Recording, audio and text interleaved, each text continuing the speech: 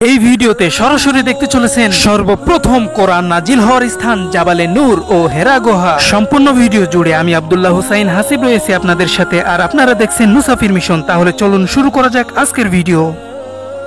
একটু ভালো করে লক্ষ্য করলেই বুঝতে পারবেন এই পাহাড়ের উচ্চতা প্রায় 1000 ফুট, অথচ আমাদের প্রিয় নবী মুহাম্মদ সাল্লাল্লাহু আলাইহি ওয়াসাল্লাম প্রতিনিয়ত এই পাহাড়ে ওঠানামা করতেন। তাহলে এবার চিন্তা করে দেখুন প্রিয় নবী মুহাম্মদ সাল্লাল্লাহু আলাইহি ওয়াসাল্লাম কত কষ্ট করেছেন আমাদের জন্য। এই ভিডিওটি শেষ পর্যন্ত দেখলে আমি আশা করি রাসূলের প্রতি ভালোবাসা আপনার আরো এক গুণ বেড়ে যাবে। এখন আপনারা জাবালে নূরের সুন্দর দৃশ্যগুলো দেখতে থাকুন, আর সেই সাথে আমি আপনাদেরকে জাবালে নূরের অজানা কিছু তথ্য জানিয়ে দিই। প্রথমে আসি জাবালে নূরের নামকরণ নিয়ে। জাবালে নূর এখানে দুটি শব্দ রয়েছে, একটি হলো জাবালুন আর একটি হলো নূর। জাবালুন অর্থ পাহাড় এবং নূর অর্থ আলো। এটি সেই আলোকিতময় পাহাড় যেখানে সর্বপ্রথম কোরআনের আলোয় আলোকিত হয়েছিল। চলুন এবার জেনে নিই এই পাহাড়ের উচ্চতা সম্পর্কে। এই পর্বতের উচ্চতা 642 মিটার এবং এটি 380 মিটার থেকে তীব্রভাবে নেমে 500 মিটার স্তরে পৌঁছেছে এবং এর পাদদেশ প্রায় 5 কিলোমিটার। এই পর্বতের উপর সর্বপ্রথম পবিত্র কোরআনের যেই 5টি আয়াত নাজিল হয়েছিল তা আমি এখন আপনাদেরকে পড়ে শোনাচ্ছি।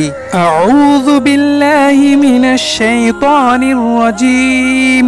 বিসমিল্লাহির রহমানির রহিম। ইকরা বিসমি রাব্বিকাল্লাযী খলাক খলাকাল ইনসানা মিন আলাক। ইকরা ওয়া রাব্বুকাল আকরাম আল্লাযী আল্লামা বিল কলাম আল্লামাল ইনসানা মা লাম ইয়ালাম। পাঠ করুন আপনার পালনকর্তার নামে, যিনি আপনাকে সৃষ্টি করেছেন, যিনি সৃষ্টি করেছেন মানুষকে জমাট রক্ত থেকে। পাঠ করুন আপনার পালনকর্তা মহা দয়ালু, যিনি কলমের সাহায্যে শিক্ষা দিয়েছেন যা মানুষ জানতো না। এবার চলুন আপনাদেরকে হেরা গুহার কিছু দৃশ্য দেখাই। হেরা গুহা দেখতে থাকুন, আর সেই সাথে আপনাদেরকে হেরা গুহার কিছু অজানা তথ্য জানিয়ে দিই। হেরা গুহা খুবই ছোট্ট, এর মধ্যকার জায়গা এত কম যে প্রথম দেখায় আপনার বিস্ময়কর মনে হবে। যদিও সমতল থেকে এই পাহাড়টির উচ্চতা প্রায় 1000 ফুট। ওহী নাজিলের সূচনা সম্পর্কে হযরত আয়েশা রাদিয়াল্লাহু তাআলা আনহা হতে বর্ণিত একটি হাদিস। হেরা গুহায় অবস্থানকালে রাসূল সাল্লাল্লাহু আলাইহি ওয়াসাল্লামের কাছে ফেরেশতা এসে বলল, পাঠ করুন। আল্লাহর রাসূল সাল্লাল্লাহু আলাইহি ওয়াসাল্লাম বললেন, আমি বললাম আমি পড়তে জানি না। অতঃপর সে আমাকে জড়িয়ে ধরে এমন ভাবে চাপ দিল যে আমার কষ্ট হলো।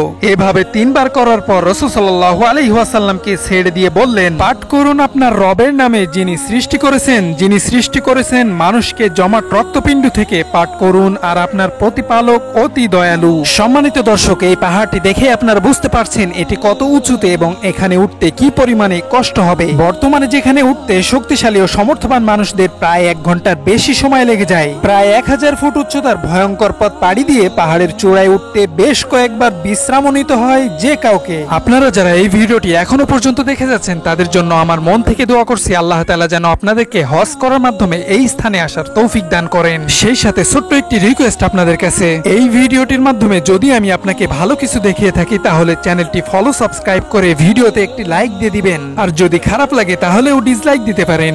সকলের প্রতি দোয়া ও ভালোবাসা জানিয়ে শেষ করছি আজকের ভিডিও। আসসালামু আলাইকুম ওয়া রাহমাতুল্লাহ।